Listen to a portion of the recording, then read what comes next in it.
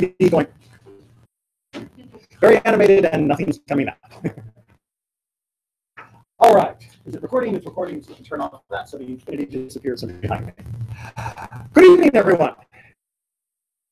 Nice to see everybody again, and a new face as well. We had 1 week off for my bad flu and 1 week off for Thanksgiving, which will make this slightly delayed from where it was supposed to be. About 3 weeks ago, we went over Shabbat, and we went over the don't parts of Shabbat. The limits on Shabbat, the prohibition on what we call melacha, of labor. If you didn't get a chance to be here 3 weeks ago, check it out on YouTube. But Shabbat has a pair of commandments. It is a rather unusual situation. That is to say, most commandments, like don't murder, we're told it once, and the verb is fine, and we're good. He's pointing to the sign-in sheet. Pantomime. But when it comes to Shabbat, we actually get two different verbs for Shabbat. Shabbat appears twice in the Torah within the Ten Commandment framework. It appears first in Exodus 20, and then it appears again in Deuteronomy 5. And the verb that is used is different in each place. In one place it says shamor, and the other place it says zachor. That is to say, in one place it says to keep Shabbat, to protect Shabbat, to watch over Shabbat, shamor. And in the other place it says zachor, that you should remember Shabbat, that you should be mindful of Shabbat, that Shabbat is meant to be a remembrance event. And yet they're both written in the Ten Commandments. It's just they're not written in one word, and they're not written place. This is a rather unusual situation. In fact, this is one that when you come on Friday nights and you hear the song Lecha Dodi, is the very first stanza, where it says, Shamor v'zachor b'dibur echad. That to keep and to remember were spoken as one. Meaning that in order to understand Shabbat, you have to understand both parts. Now, traditionally, the Shamor part, the keeping Shabbat, the observing Shabbat, the protecting Shabbat, that is associated with the limits on the don't do list. Whereas the remembering Shabbat, that's associated with with the things we do. All right? So we have the don't do's and we have the do-do's. And I know it sounds really weird in English. Just going to have to bear with us. So we already went through the things we don't do. Now we're looking at the things we need to do that are added to Shabbat. So that's why the last one was called Shabbat limits, and this one is called Shabbat additions. They were meant to go 1 week to next week. Instead, we got 1 week and 3 weeks. So hopefully some of that's still percolating through your mind, and you'll see how these fit together. All right, so this is a reminder, and again, in the brilliant style of the author of the Torah, where we are told to observe Shabbat and keep it holy, we get two different explanations for why we should do that. In one Ten Commandments, we are told we should keep Shabbat because it is the remembrance of the seventh day of creation when God ceased working. Makes sense, right? This time, we are told to keep Shabbat because it is a remembrance that we used to be slaves and God took us out of the land of Egypt. Two different reasons, two different words, two different expressions, blending together to create one experience. That's what we're aiming for. Makes sense? But those twin themes of rest and freedom are the two underlying patterns of Shabbat. So let's see what we can do with them. All right, so like I said, Zachor is mentioned in Exodus and Shamor is mentioned in Deuteronomy, and they were pronounced in a single utterance. And as it says in the Talmud, this was a saying, this was an utterance, utter and the ear cannot hear. Meaning that when God said, Shemor Zachor, when God said the two words as though they were one, unlike me, where I have to put one word first and then a second word, when God said those words, they came simultaneously, which you don't hear with your ear. Right? You could go home and take your little audio recorder and you could say Shamor, Zachor. You could put them together in the computer and then play it as one, and it would be that, and your ear would not hear the two words. when God spoke to us at Sinai, when God gave us the commandments, we heard both of them. So riddle me, how do we hear both if you can't hear it with the ear? What do you hear it with?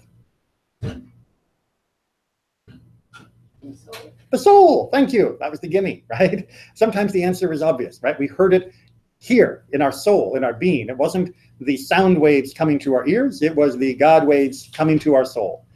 So we understand intuitively both of these elements happening. And it's unfortunate because sometimes people will overemphasize or underemphasize one or the other. For some people, the adding of Shabbat, the keeping of extra celebrations to Shabbat becomes their whole life. And for other people, the limits becomes their whole focus. You need to have both of them together to keep Shabbat in that proper balance. So with that in mind, we actually then find out that there's actually 4 elements that go into Shabbat, if we look into it in more detail. So this is taken from Hilchot Shabbat. This is from Rambam. It's only about 1,000 years old, but it's still one of the best explanations we've got. This is just that clever. And he says there are 4 elements to Shabbat. There are 2 originating from the Torah and 2 that originate from our sages, which are given exposition by the prophets, meaning in the books of the prophets, they talk about these other ideas, made it clearer for the rest of us who are not as gifted as the prophets. In the Torah, the commandments are remember and observe, right? The Zachor and Shamor that we've been talking about so far. But the given exposition made it clear by the prophets are honor, that is to say kavod, and delight, oneg. That is to say that one should honor Shabbat and one should delight in Shabbat. And in fact, these 2 are part of that remembrance, that in addition to remembering that it's Shabbat, that remembrance needs to be coupled with, needs to contain or be contained in giving honor in that time of Shabbat. And the hint that we have of that from the prophets is pretty clear. Refrain from trampling the Sabbath, from pursuing your affairs on my holy day. Sabbath delight, the Lord's holy day honored, and go not on your ways, nor look to your affairs. ...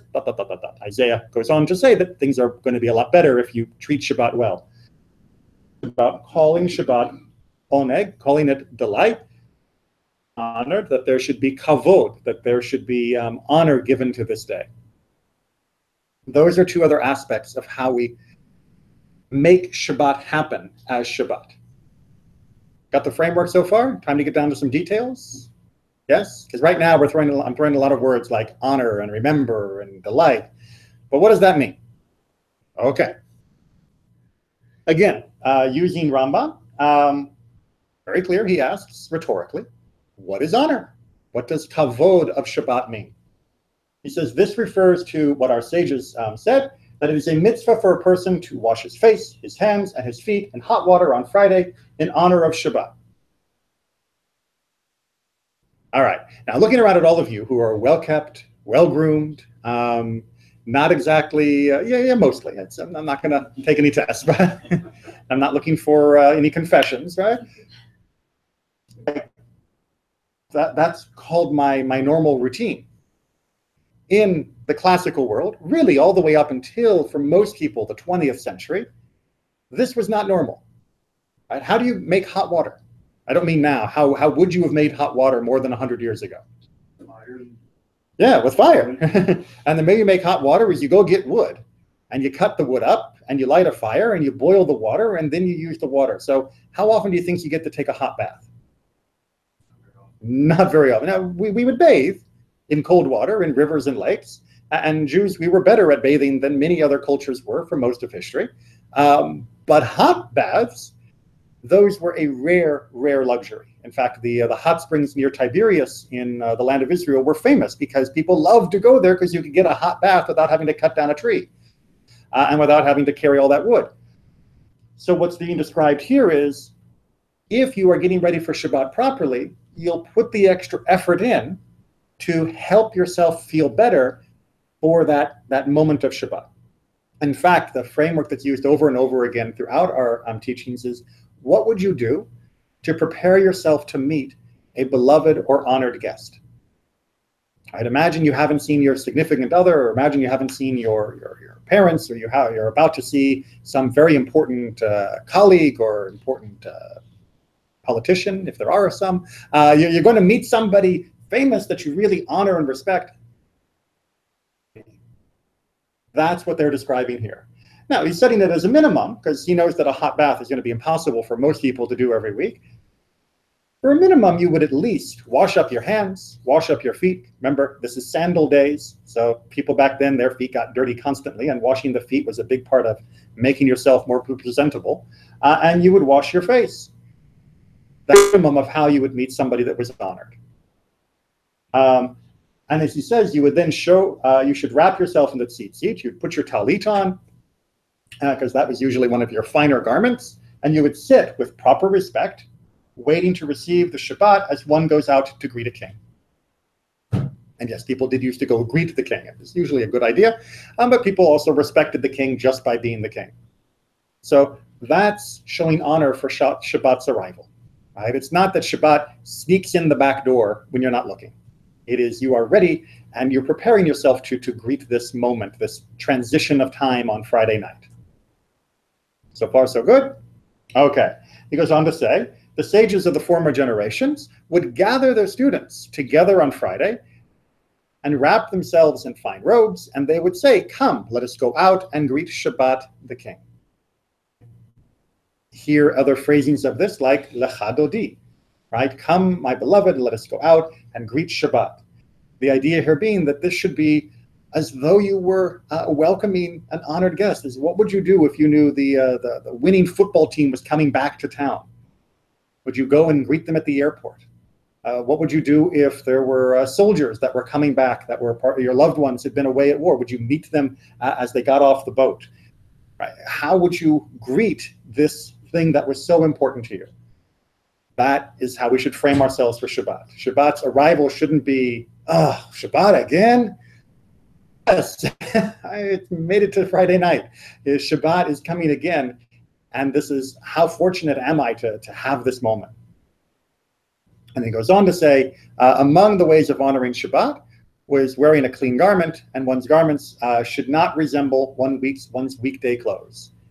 You've probably all heard the phrase like Sunday best, like you're wearing your Sunday clothes and all that kind of stuff. Well, that was because, again, only up to 100 years ago, most people had the clothes they wore during the week and the clothes that they saved for Shabbat.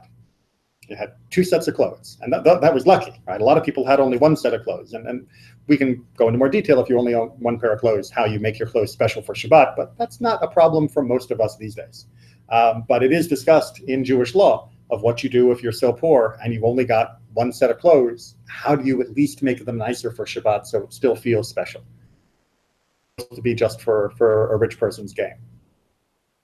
Make sense? Got to feel now that Shabbat coming is not about all the laws clamping down and restrictions, but it is you're clearing the area, you're clearing your plate so that you have this time with this honored guest.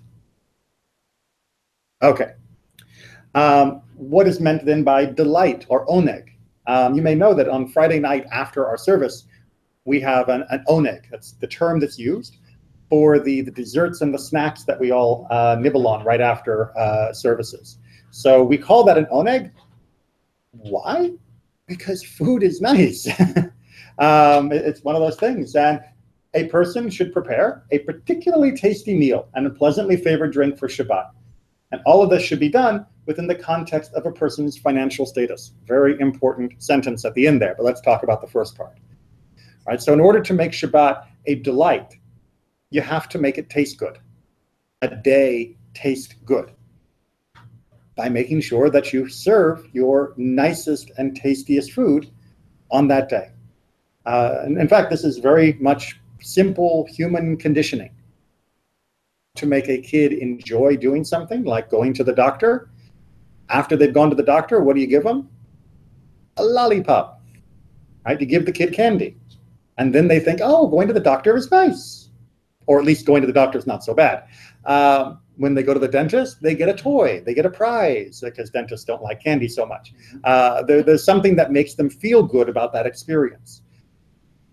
Shabbat is part of increasing our enjoyment, our pleasure on Shabbat, and setting it apart so that we really feel like we have a different spirit on that day.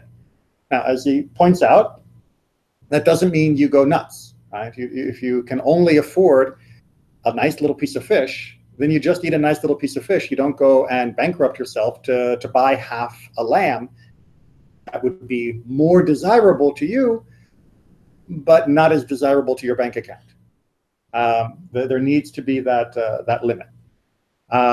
Also, the more one gives for Shabbat, and that means both in your efforts and the time spent in preparation, and of the many good foods, the more praiseworthy it is. So you really should be thinking about this. Imagine when you're going grocery shopping, if you don't already do this, and you're walking down the aisle and you see something that you think would be nice, and you think, wow, I'm really looking forward to eating this.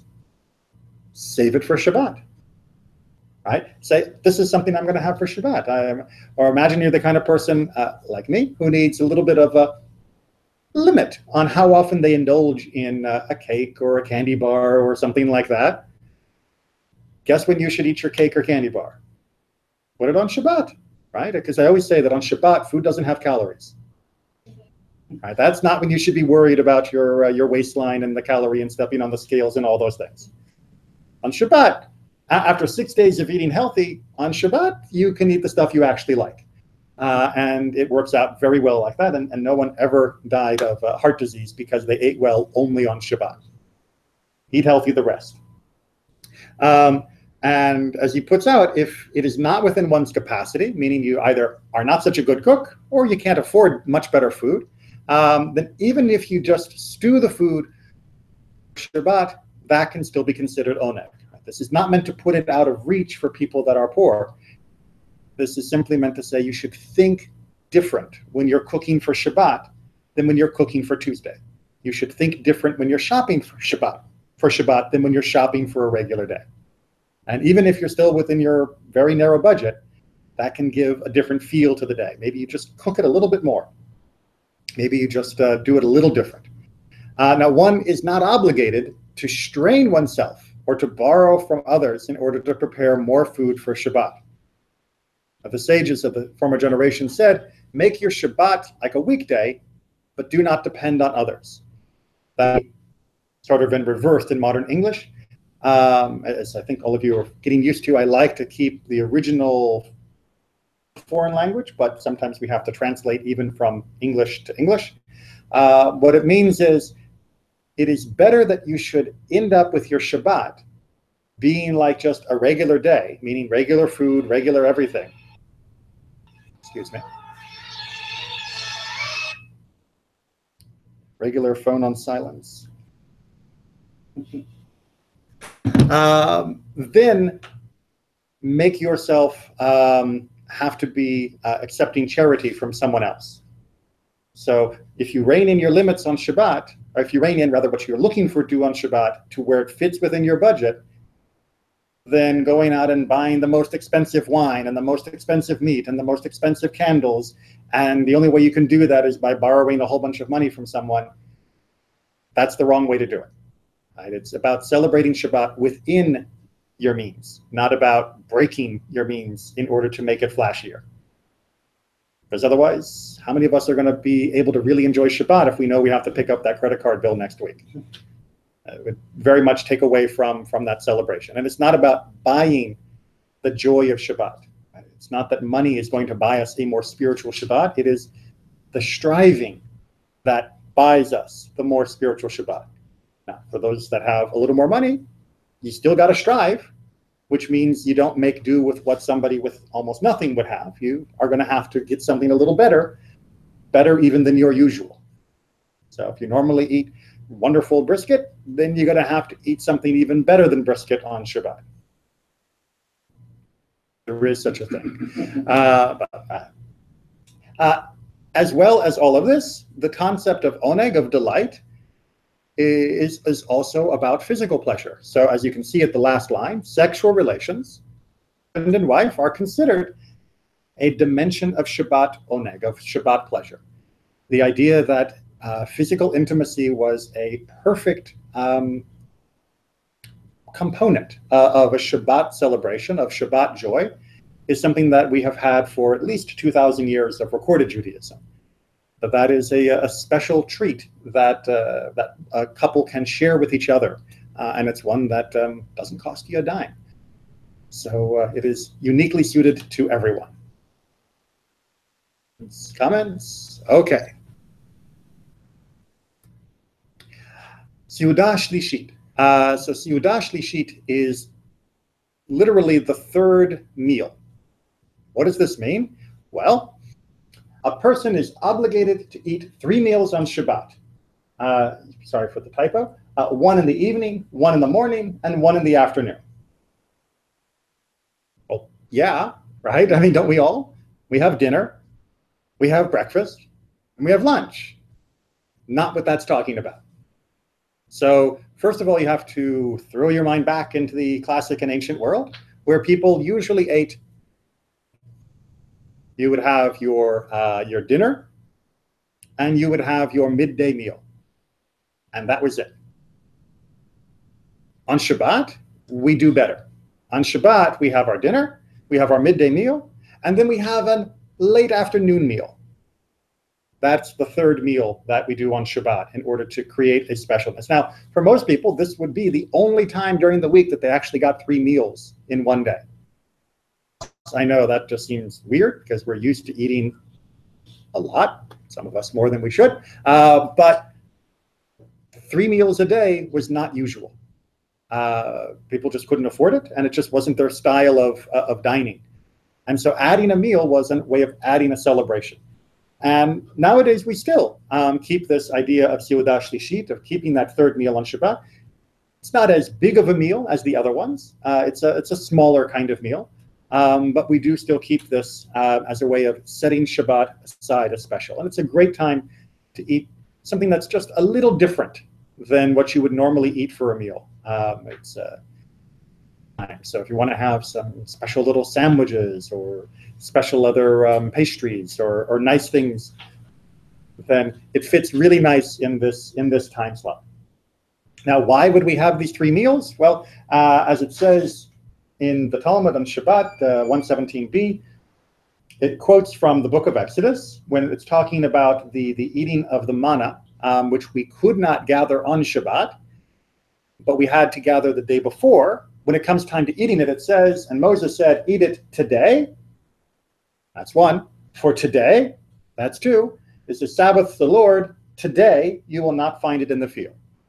So doubling up on talking about eating the manna on Shabbat 3 times, 3 mentions of the word today, 3 meals for the day of Shabbat. Following that logic? I'm looking around trying to see. I got a couple puzzled faces. Frida, you all right with that? Yeah. Right? So it's the noticing of unusual word groupings is sometimes where we get clues of how we are meant to act. But this idea fits in with the theme of Oneg Shabbat, of delighting in Shabbat by elevating it and making it a more special day than any other day. All of the things we're talking about still fit within the limits that we discussed last time. That we are still not cooking, because all of this will have been prepared in advance. We're not going out and buying stuff, because we would have bought all of this in advance. We're not writing, we're not cutting down trees, and we're not hunting deer, and we're not doing all those other limits.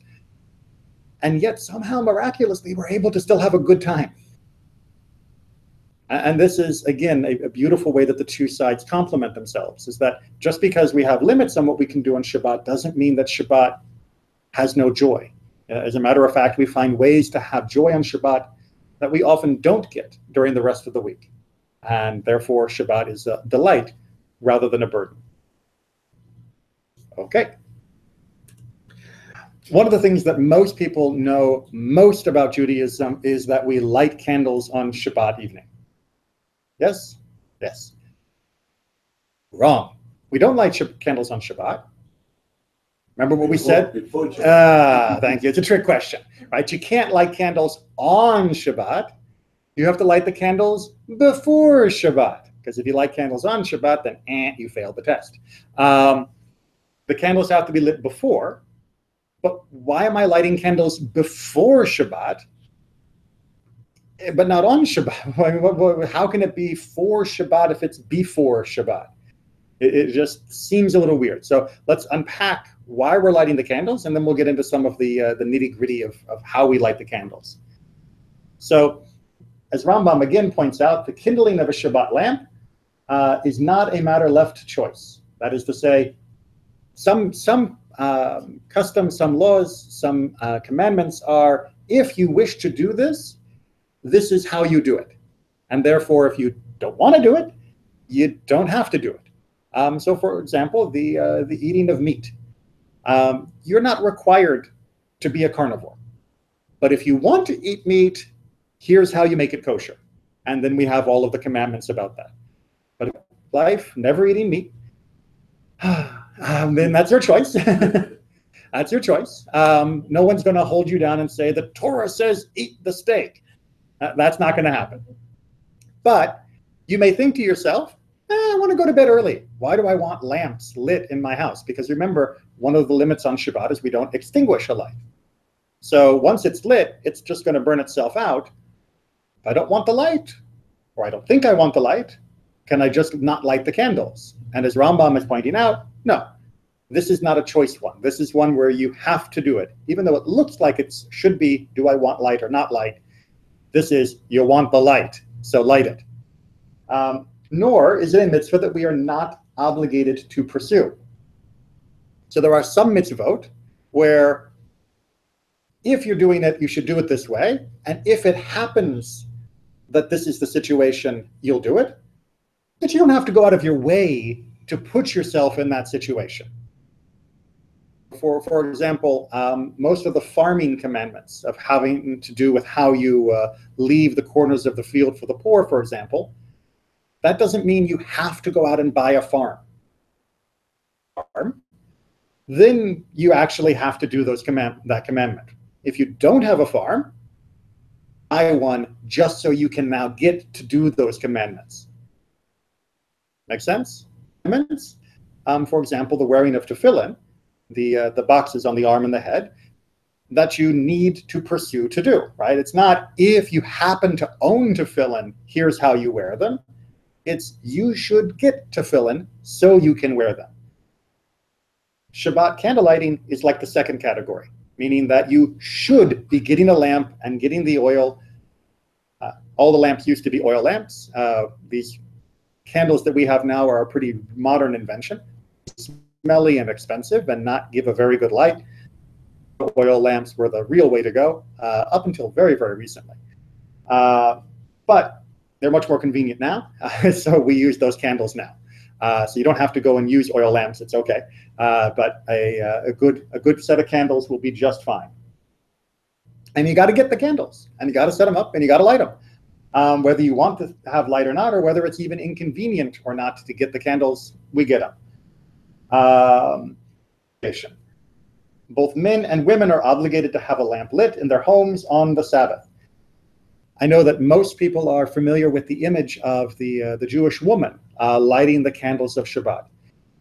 And indeed, it is a custom that the woman of the household is usually responsible for that particular mitzvah. And that had to do with work division within the household. That is to say that most men would come home later than the woman, although women were also usually working in the field and working in the barn and doing other things. But usually, for most of our history, the woman would get home slightly ahead of the husband, and therefore she would make sure the candles were lit before Shabbat began, just to make sure. So it's kind of like, whoever's home first has this responsibility. And for much of history, that usually was the woman who was home first, so it became her customary obligation. But if you're a single woman or you're a single man, you have the same obligation. You're lighting candles, whether you think it's woman's work or man's work or what, it's everybody's work. We just happen to share it out in different traditional ways. Even if a person does not have food to eat, he should beg from door to door and purchase oil to kindle a lamp, for this is included in the oneg, the delight of Shabbat. So remember we said before that you don't go overboard in order to have a massive feast on Shabbat, even though that's kind of a nice way to celebrate Shabbat. For having light in your home on Shabbat, that you can knock on your neighbor's door and you can say, can you spare some oil? I don't have any oil for my lamp. I need to have oil for my lamp. Now, they hopefully will also spare food, but the oil is sometimes a little easier to give you a little pot of oil than it is to, But the idea being that everyone should have light in their home. And we'll come back to why this is so important. One is obligated to recite the blessing before lighting, as one does before fulfilling any of the obligations incumbent upon us by virtue of rabbinic decrees. So this is why we say, Baruch atah Adonai Eloheinu melech haolam, asher kidishanu b'mitzvotav v'tzivanu lahadlik ner shel Shabbat, to light the light of Shabbat. Lahadlik means to kindle, to ignite, and ner is the word for a fiery light, shel Shabbat, that is of Shabbat. And so we say a blessing before doing this. Now, we say that blessing even though the specific act of lighting the Shabbat candles is not mentioned in the Torah. In the Torah, you will never find God saying, thou shalt light on Shabbat. Nowhere in there. If you look through all of the rest of the Bible, the rest of the Tanakh, nowhere does God tell the prophets to tell them to light candles on Shabbat. So how do we know we're supposed to do this? How do we know that this is like a decree? Well, did I put that out of order? I did put that out of order. Okay. How do we know you have to do this? Wait for one more slide, and we'll come back to answer that question. But first, we'll talk about how we do it, and then we'll get to the why we know we're supposed to do it. Bad PowerPoint. Okay, so again, in every movie that shows a stereotypical Jewish setting on Friday night, you will always see the person lighting the candles going like this over the candles and then usually covering their eyes. Yes, we've all seen the video clips, right? It's like the easiest thing that a director can do if they want to say, show them the family's Jewish. You'll get 30 seconds of someone lighting candles going like this and going like that, and that's all you need, and now we know they're a Jewish family. Okay, and yet, if you ask people, why are they going like this? And why are they going like this? Most people have no idea why they're doing that. The same people who are actually doing it. So I'll give you a few of the different explanations. So the first thing to know is that this is customary. This is not part of the law. This is not part of the fixed commandment that we are trying to fulfill here. These are traditions that we have taken onto ourselves to help ourselves feel what we are doing better. So the waving of the hands is usually to try and help us focus, to help us concentrate. It's think of it, if you will, like a little Jewish Tai Chi over the candles. Ourselves in the proper frame of mind. There is usually, because it is a sort of waving towards you motion, a sense of welcoming or of accepting or of drawing in that spirit of Shabbat, almost like you would if you had a pot and you were trying to smell the food that was cooking. It's a bringing into yourself motion. The other thing that the waves will do, because you often will see it done in three motions, is it reminds us of the three different layers of our soul, if you will, of the nefesh, the ruach, and the neshama. That sort of animate spirit, the personal spirit, and then the divine spirit that comprises the whole of our identity. We'll talk about the whole nature of the soul another time, but just take it for the moment that in Judaism we consider the soul as having sort of three layers, three levels, three interconnected forms of energy. It's a whole nother class. But the idea is that when we accept Shabbat, we're accepting it with all of us, right? It's not only for the lofty divine part of our soul. It's not only for that middle personal part of our soul, and it's not only for the earthy animal part of our soul, that just being, it's for all of us. So that's one interpretation. But again, whatever you would like to do, if it's just a simple clearing of your mind before you say the blessing, all of that is fine. The covering of the eyes really has two reasons. One is concentration. But the reason that is more common and probably more likely for why this custom began has to do with the order of our blessings and commandments. A few weeks ago, well, probably more like a month ago, we went through talking about blessings and prayers. And one of the things I mentioned is that we do our blessings before an action. So if I'm about to eat a piece of fruit, I say the blessing for the fruit, and then I eat it. If I'm about to put a talit on, I say the blessing for the talit, and then I put the talit on. If I'm about to light the candles, I say the blessing first and then light. Well, indeed, there are some communities, mostly in the Sephardic and Mizrahi world, that do that. The Jews have a custom of saying, but it's not really Shabbat yet. And besides, if I say the blessing for Shabbat, then I'm saying it is Shabbat. And if it is Shabbat, I can't light anything. So European Jews said, here's how we're going to solve this problem. This is why Jews make good lawyers and scientists. We're good problem solvers. They said, we're going to light the candles, then we'll cover our eyes and say the blessing, and then we will experience the light. Right? Because the commandment isn't to strike the match. The commandment isn't to create a flame. The commandment is to have the light be there for you on Shabbat. So it's almost like a little self-trick.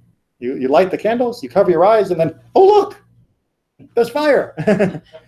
And that way, the fire comes rather than before the blessing.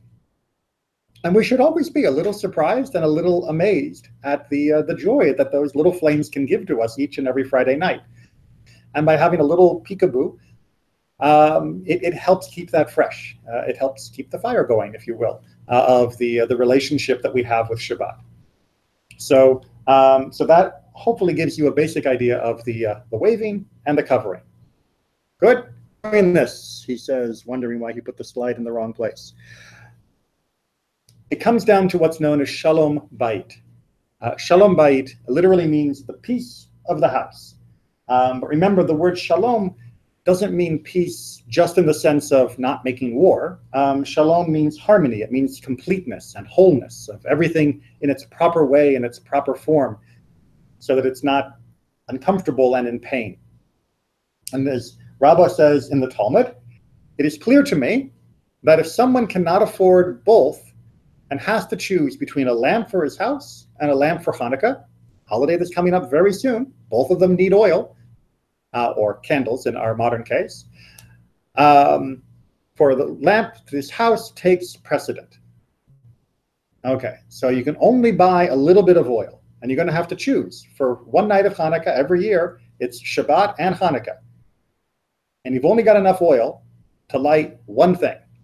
Which one do you light? Well, you might think we should light the Chanukiah, because that only happens 8 days for the year, and Shabbat happens 52 times every year. So Hanukkah is special and rare. Maybe it should be given the proper treatment. And he says, no, Shabbat. Not just because Shabbat is holier than Hanukkah, but because Shabbat, the lights of the Shabbat candles or oil lamps bring shalom bayit. They bring peace to the home. As he puts on, if he has to choose between a lamp for his house and wine for saying the sanctification of the holy day, that's what we know as Kiddush, which we're going to talk about later tonight. The lamp for the house takes precedence because of shalom bayit, because of the peace of the house. So here's the issue that he's referring to as more commentators spell it out. Have you ever, perhaps quite recently, when there was a big storm, had your power go out during the night? Yes, not while you were asleep, but I mean 7 o'clock at night and it's already dark.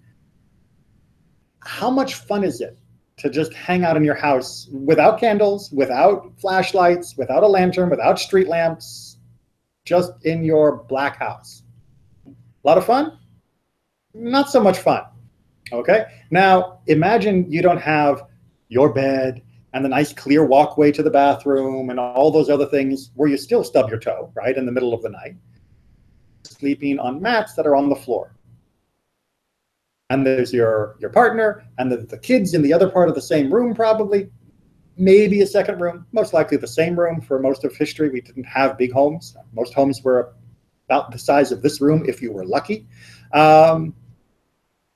What's it like when people are still up and moving because they're awake?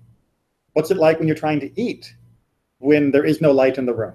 What's it like trying to serve food when there is no light in the room? Not so much fun, right? What happens to your attitude towards each other? Right? How do people treat each other when they're not having a good time? Not so good. Not so good. When I was in Baltimore, we had a trip that went down to Biloxi to help with the hurricane recovery after Katrina. And one of the things that the people who were working there told us was that one of the biggest problems after Katrina was domestic abuse. That people became depressed, people became angry, people became so strained because of the economic problems that violence in the home skyrocketed in the years after Hurricane Katrina. Because they were in darkness. Right? When people are in darkness, they behave poorly. Now, sometimes it's unavoidable. Sometimes you just can't afford the oil. But on Shabbat, that's not how we're supposed to be. On Shabbat, we are supposed to make the effort to make sure that at least that day, we have light. So this is an extra reminder when we light those candles that while those candles are lit, while Shabbat is here with us, we are supposed to be working extra hard to have a home that is peaceful, harmonious, and with a good relation between all the people in it. But that is one of the great benefits that Shabbat is meant to give us. Right? Shabbat is not only about me connecting to God, not only about me connecting to my history and my ancestry and my faith, connecting to other humans in the best way possible for at least one day of the week. Make sense? Time of year about the holiday spirit and how wonderful it is around the holidays because people start treating each other more nicely and they all say, oh, wouldn't it be nice if we did that all the year round and blah, blah, blah, blah, blah. Well, you could at least make one day a week like that. At least one day a week you could remember shalom. It's about peace. It's about harmony today. And I'm going to take little steps like lighting an extra light to make sure that I don't cause any trouble and those around me. Okay, so as I said, the other thing that the Shabbat lights trump is Kiddush, is the prayer over the wine. How do we know that we are supposed to be saying a prayer over this glass of wine? Well, as it says, it's a positive commandment from the Torah to sanctify the Sabbath day with a verbal statement. That is to say, we are supposed to declare Shabbat is holy. We need to say that at some point on Shabbat. We can't just act like it's a regular day, even if we're doing everything else. We have to say why we are doing that. Now, if that sounds weird, why do I have to say anything? I mean, can't I just light the candles, have a nice meal, sing the songs, and do the other stuff? Why do I need to say anything? If two people came into the chuppah, the wedding canopy, and they looked at each other, and they smiled, and they shared a cup of wine, and they kissed, are they married? No? What if one of them gave the other one a ring? Are they married? You got to say it. Right? You have to make that declaration. You have to say, you are consecrated to me. This is the Jewish wedding ceremony, right? It's not I do and I do. It's you are holy to me, is the phrase that we use. Not quite in English, but it's okay. And without saying it, you didn't do it. If you've ever seen Princess Bride, that's one of the points that Wesley makes near the end, right? If you didn't say it, it didn't happen. If you didn't say it, Shabbat didn't happen. And where do we say it? We say it on that Friday night, holding up the cup of wine, the source of joy and gladness, and wine was considered joy and gladness. That because it says, remember Shabbat, to sanctify it. So it's remembered with that praise of its holiness. Make sense? A little bit? Good. So this remembrance must be made at the Sabbath's entrance, at the entrance with the Kiddush, that sanctifies the day, and its departure with Havdalah. Havdalah is the ceremony we have at the end of Shabbat, which will be the subject of another class. But there's a way that we say goodbye to Shabbat, we say hello to Shabbat. This again, like any honored guest, you wouldn't just let some friend leave your house. You would follow them to the door and probably all the way to their car to keep saying goodbye over and over again. Make sense? Okay. One quick question. Yes. If a person doesn't drink wine, what do they use? So, two options. If a person doesn't drink or drink wine, they can use grape juice, because non-fermented wine, grape juice, is fit for the mitzvah. So if a person doesn't drink, they can use grape juice. Now, if a person is allergic to grapes or something like that, and they just cannot eat grape products at all, or they live in an area where there are no grapes and there's not going to be any grapes and there's just not, you can actually make this statement, second paragraph, not the first one, over the bread before you say the motzi. So that would also be another option, because it's the declaration that's more important than the wine. The wine elevates the declaration, but for some it's a problem, and so there are options in that special category. So what is the blessing? Well, the blessing for the Kiddush is first praising God for the fruit of the vine, which is referring to wine, because that's considered the perfect form of the fruit of the vine. Grapes are not considered the perfect form. It's one of those trivial pursuit questions in Judaism. It's the blessing we say over eating raw grapes is the fruit of the tree. And the blessing we say over eating grape juice and wine is the fruit of the vine.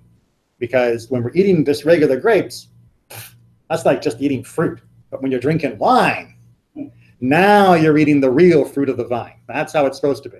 This also goes back to just the ancient way that grapes did on their own. We are really spoiled with how much we have developed the taste of fruit over the last few hundred or few thousand years of very careful crop usage. The rest of the blessing, however, the real Kiddush, is this part. And it says, as you might expect, blessed are you, Lord our God, King of the universe, who sanctifies us with his commandments, and hoped for us, and with love and intent invested us with his sacred Shabbat, to the deed of creation, to the seventh day of creation. Because indeed, it is, meaning Shabbat, is the first among the holy festival. It was the first day holy. We have lots of holidays in Judaism. One that ever got the title a holy day, and it's commemorating the Exodus from Egypt. And I remember right at the very beginning I said the Shabbat has these two themes, the theme of creation and the theme of liberation from Egypt, of freedom from slavery. And the Kiddush mentions both of them.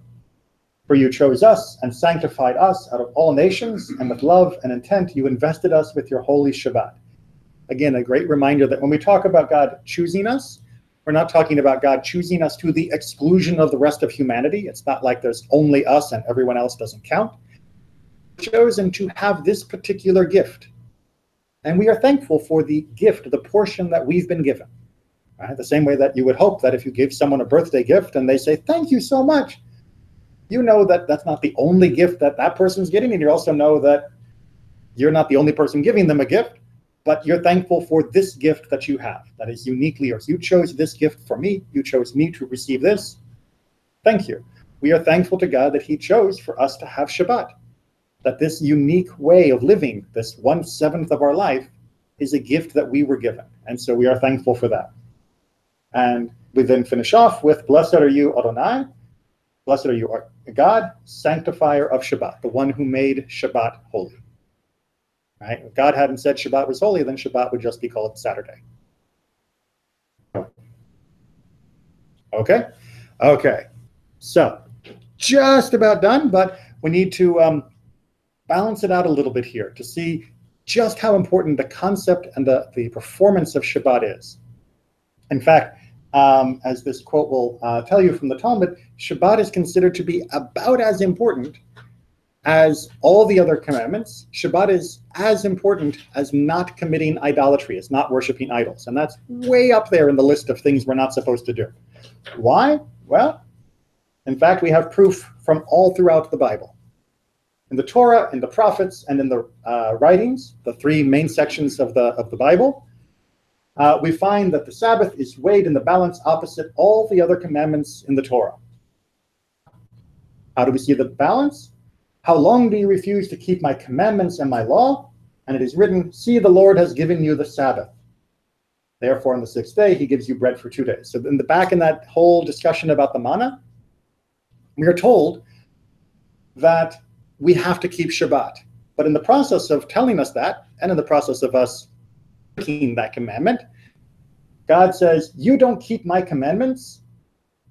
And then he says, you break Shabbat. So Shabbat and all the commandments seem to be being used as the same level of feeling. Furthermore, where was that? In the prophets, quoted from Ezekiel, but the house of Israel rebelled against me in the wilderness. They did not walk in my statutes. They did not follow my laws. And my Shabbats, they greatly profaned. They broke my laws. They broke Shabbat. It's like you're using one example for all of it. Well, yes, when the one example is symbolic of everything else, then that works. Right? It's not you broke my statutes because you used the wrong color in the thread on your talit. That's not quite equal to everything else in its concept. But within the idea of Shabbat, both its limits and its additions, you can see the connections to almost everything else in the Torah. Right? We can see how we treat each other. We talked about peace. We can see about how we treat the poor, making sure they can be supported on Shabbat. We can see how we make time from our work so that we're not only a material creature, but also have time for spirit. There's so much happening on Shabbat that it is really linked to everything else that happens. One more example. You came down upon Mount Sinai and spoke with them from heaven and gave them right ordinances and true laws, good statutes and commandments, and you made known to them your holy Shabbat. Again, if you're going to pick one example, it seems to be Shabbat over and over again as the one example to sum up all of the commandments. Good? Good. Okay. That manna example, the food that we ate in the desert, comes back to also explain to us why we have one of the other significant Shabbat practices, which is, Rabbi Abba said, and on Shabbat, one is obligated to break over 2 loaves, twice as much bread, meaning there was twice as much manna given in order for us to have Shabbat.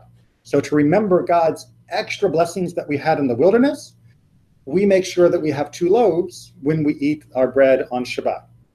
So you'll see when we have services here, or if you come to my house, there are 2 loaves for Shabbat, 2 on Saturday morning and 2 for the Seudah Shlishi, that final meal of the afternoon, eating 6 loaves altogether, which not coincidentally is the total number of days of the week.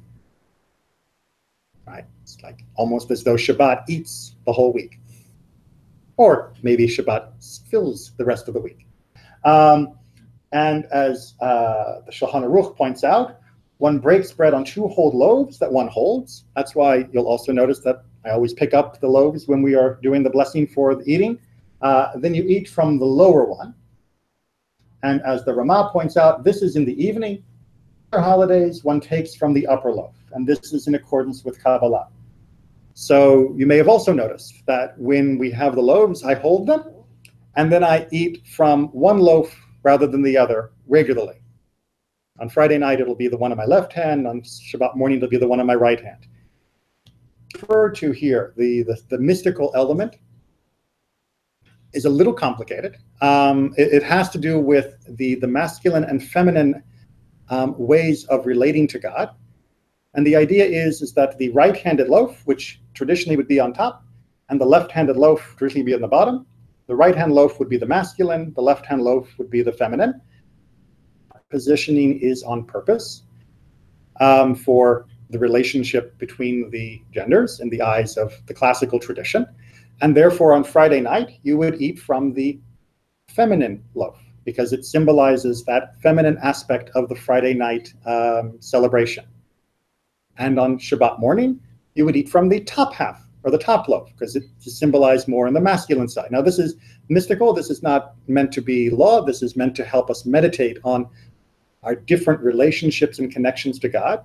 But by choosing how we eat, we will come to a certain understanding. Those of you that have been paying attention when you come to services and I'm up in the front and I lift up the loaves, how do I hold the loaves? Thank you. Side by side, right? And that's very deliberate because This order has unfortunately often been used as an order of subjugation as opposed to simply description. They say that the one on top is ruler over the one underneath. And so in order to avoid that feeling, I hold them side by side so that the masculine and feminine loaf are equal, so to speak. But I still do eat left and right, lower and upper, depending upon the day, in order to meditate on the underlying theme that the Kabbalah was trying to remind us of. And that's all I'll say about that for tonight. It gets more complicated from there, but that's enough to at least explain what you're seeing. As a bonus, on Shabbat at home, there are other things that we do that add to our celebration and that make it special. One of the things that's customary to do is to bless our children. For our girls, we say, may God make you as like Sarah, Rebecca, Rachel, and Leah. Very powerful this time of year as we are reading through the Torah about their stories. If it is a boy, then we say, may God make you like Ephraim and Manasseh, which is based off Genesis 48, when Jacob is giving the blessing to his two grandsons. Ephraim and Manasseh are the first two siblings in the entire Torah that don't fight. And you think, well, for that we're going to bless each other? It took from creation to them before you got two brothers, and even the sisters that we saw that still fought, that didn't fight. That's kind of significant. So yes, using them as the blessing makes a lot of sense. And then we follow that up for each of them with what's known as the priestly blessing, as is explained there. And then also it is customary to recite Eshet Chayil, which is from Proverbs 31. It's the very end of the book of Proverbs of Mishlei. It is describing the ideal or perfect woman, a woman who is wise, who is kind, who is industrious, and who has business dealings and all sorts of other things that really make her a very modern kind of woman.